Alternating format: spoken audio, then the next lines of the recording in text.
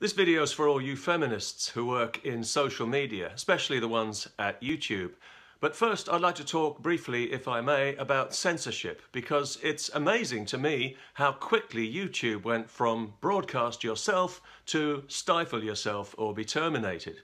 It seems there's no longer any pretense that the tolerance and diversity crowd have any tolerance for diversity of opinion, and now they're openly censoring political views they disapprove of. It's happening so often and to so many people that the words YouTube and censorship now go together like Islamic and terrorism, or migrant and rape, or Marxist and dictatorship. They just seem to roll off the tongue together, arm in arm, best pals forever. What a great way to poison your own brand. They even censored a video by the Polish government on the migrant crisis until they were publicly embarrassed into reinstating it. Poland wants to put its own people first, not last, like every country in Western Europe, and somebody at YouTube didn't approve of that. Somebody at YouTube who has never done anything with their life except stare at a screen, tap a keyboard and masturbate didn't approve of the Polish government's political position, so the video was censored. And that's how it works now. To be fair, they don't censor absolutely everything. Not yet, anyway. You can still see plenty of videos on wife beating in Islam if that's your thing. If you're a Muslim man and you want to know how to beat your wife in accordance with your religion of peace, you'll find detailed instructions on YouTube in videos that have been up for years and have been seen hundreds of thousands of times. Because the people who work at YouTube don't have any problem with violence against women as long as it's Islamic. It's the people drawing attention to it who are the problem. People like me, apparently. Although recently, when YouTube censored my video, A Word to the Criminal Migrant, they inadvertently drew attention to it and gave it more publicity than if they'd left it alone. And since then, it's been seen well over 100,000 times on other sites.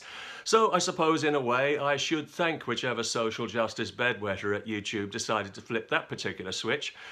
However, the video remains in restricted mode behind bars in YouTube jail, so to speak, where it's invisible on the site without a direct link and it can't be embedded or shared anywhere. It's no big deal to me personally. I don't care about YouTube. I don't make money from the videos and they are available elsewhere on the internet. But I am disappointed that they chose to censor a video that had been translated into 19 languages because clearly people thought there was something in it worth hearing. But unfortunately, it drew attention to the great taboo, the illegal third world invasion of Europe and the huge increase in rape and sexual assault, which is permanently poisoning the public space in Europe for women and girls. It also pointed the finger at the criminal scum responsible for it, the criminal rape culture they're bringing with them, and the criminal politicians who are letting them in. Many of them female politicians who know very well what the consequences will be for women, yet who have no intention of stopping this invasion. It's thanks to them that life for women in Sweden and Germany has already changed permanently for the worse.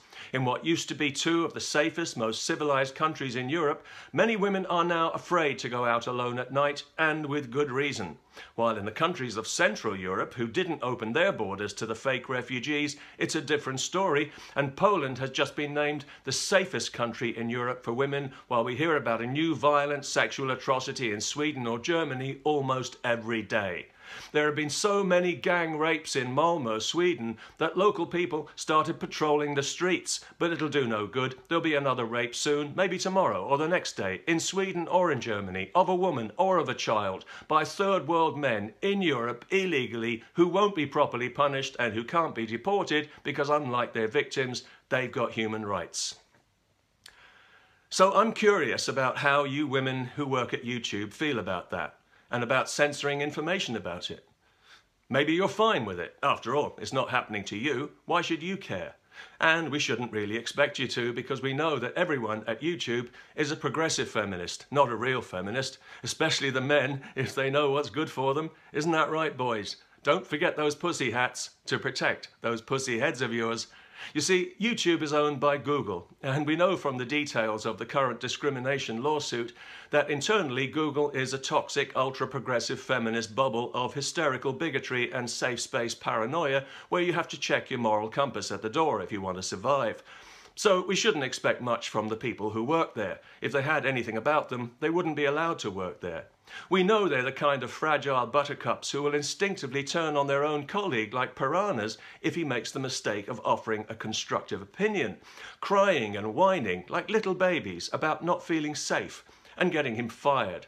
We know there are people in positions of authority who keep blacklists of colleagues whose views they disagree with and whose careers they want to sabotage. So we know how low the moral bar is at Google, and we know that we're dealing with emotional and intellectual cripples.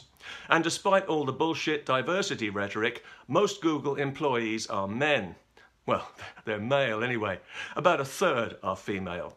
And of course there's the usual fashionable sprinkling of indeterminate neurotics who think they want to be something they're not. But although you women are a minority at Google, we know that you've got all the leverage because we know that the men are all dickless wonders who are terrified of being fired for sexism and will do anything they're damn well told. So if any of you women ever do have a twinge of conscience that goes beyond a hashtag or a like, you could do something genuinely feminist for once in your life. You could take time out from persecuting co-workers to recognise this epidemic of rape that's poisoning the public space for women and make everyone at Google snap to attention, do the right thing for a change and let the truth be known. And that way you can help the situation instead of hindering it as you currently are. You women in social media have more power than most to help make women in Europe aware of the violent nightmare that's coming for them and especially for their daughters, instead of helping to keep them in ignorance until it's too late by censoring information about it from your privileged Silicon Valley safe space. But as I say, we don't expect much from you women because we know that you've had right and wrong educated out of you and that you now genuinely believe that the world revolves around your personal neuroses. But there may be one or two of you who haven't quite shaken off all sense of decency, and you can help us out with something specific. You see, German women have had enough of all the rape and the politicians' reluctance to address it, and they've started a protest movement called 120 decibel. That's the volume of a rape alarm, a standard carry in Germany today. And they posted a video about it on YouTube and about the grim gauntlet they have to run every day. Let me quote a few words. "The offenders are everywhere. While jogging in the park, when we return after work, while we're waiting for the bus, we are not secure," unquote. It is no longer safe for women in Germany, and soon it won't be safe for them anywhere in Europe. Women need to know that, and they need to know why. So I'll include a link for you Google feminists so that you can personally make sure that no scum-sucking social justice half-wit at YouTube tries to censor this video. And if you can find the courage, you might even want to post it on Facebook too. You know, instead of that picture of your dinner. Standing up for what's right isn't that hard, girls. It's just virgin territory for you. But everybody has to start somewhere, and who knows, maybe then we won't laugh out loud when you call yourself a feminist.